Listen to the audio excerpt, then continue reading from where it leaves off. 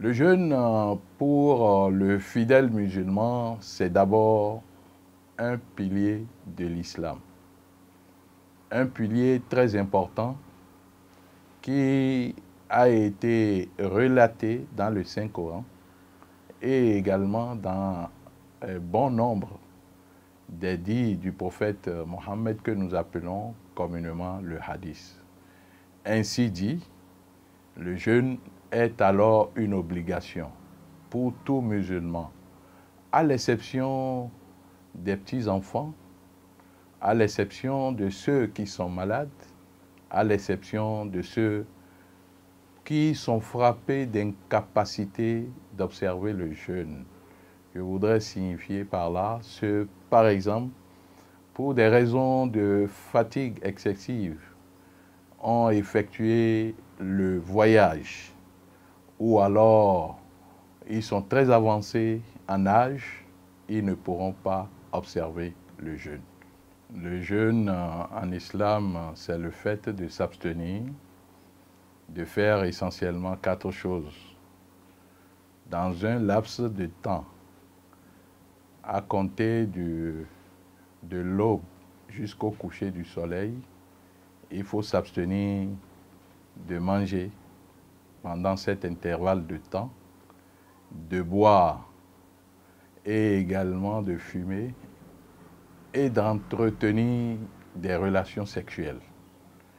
Essentiellement 4 choses, mais il y a également aussi d'autres comportements qu'il faut avoir pendant qu'on est en train de jeûner pour qu'on ne soit pas à l'instar de celui qui construit et qui détruit au même moment.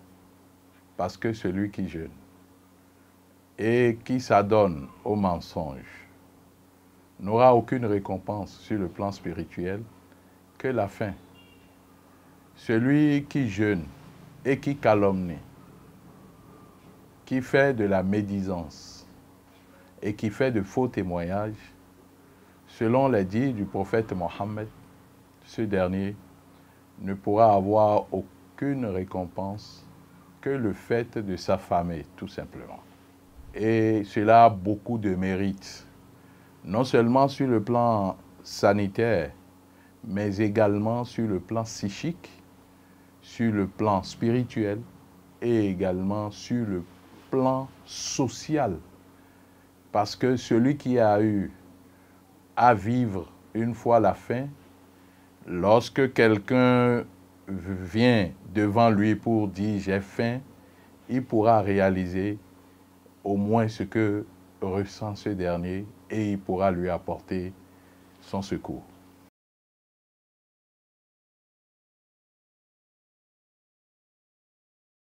Le mois de jeûne est de 29 jours ou 30 jours.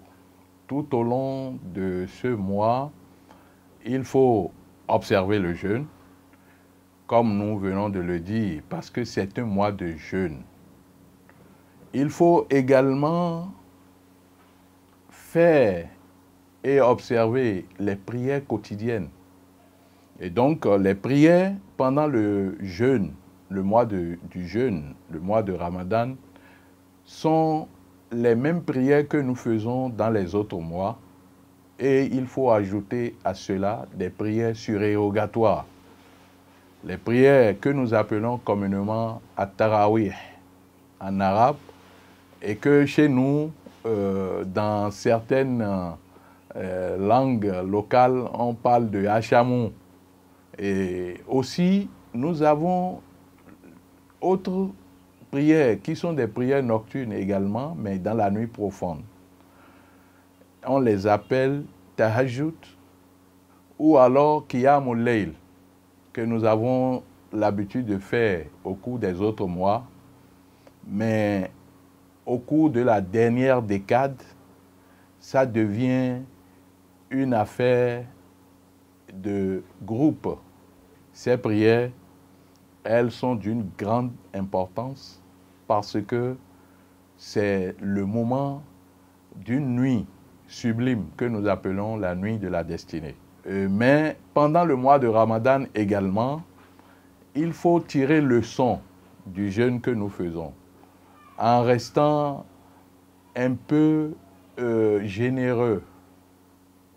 C'est un mois de sacrifice, c'est un mois au cours duquel il faut venir au secours des autres. Pendant le mois de Ramadan, le musulman doit pouvoir aussi lire, écouter le Coran, suivre l'interprétation du Coran. Aujourd'hui, nous avons la chance que le Coran est traduit dans plusieurs langues, même dans des langues locales. Le mois de Ramadan, c'est le mois du pardon. Donc, le musulman ne doit pas être agressif pendant le mois de Ramadan. Il doit être tolérant. Même au point où le prophète a dit, si vous êtes offensé, il faut pardonner à cause de la grandeur du mois de Ramadan.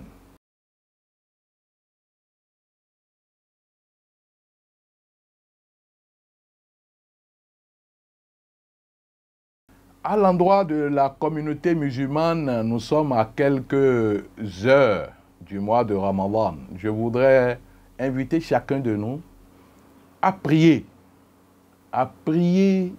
intensément, afin que nous puissions voir le mois, parce que personne ne sait de quoi demain est fait. À tout moment, le pire peut arriver. Et qui bénéficie de ses mérites, celui-là, il est sauvé. Il est sauvé tout court. Et c'est pour cela que je voudrais inviter les uns et les autres, à l'heure où nous sommes, de bien prier et demander à Dieu que le samedi ou le dimanche puisse nous voir vivants et en bonne santé. Dieu nous dit dans le Saint-Coran, « La in shakartum, la azidannakum » Si vous parvenez à me remercier pour les bienfaits, et le bienfait dont nous parlons ici, c'est l'arrivée du mois de Ramadan. Si vous me remerciez pour un bienfait quelconque, moi, Dieu, je vous le rendrai encore par centuple, par plusieurs. Que Dieu nous compte parmi ceux qui vont voir le mois de Ramadan et qui auront la chance de bien passer ces moments tels que le prophète Mohammed l'a recommandé.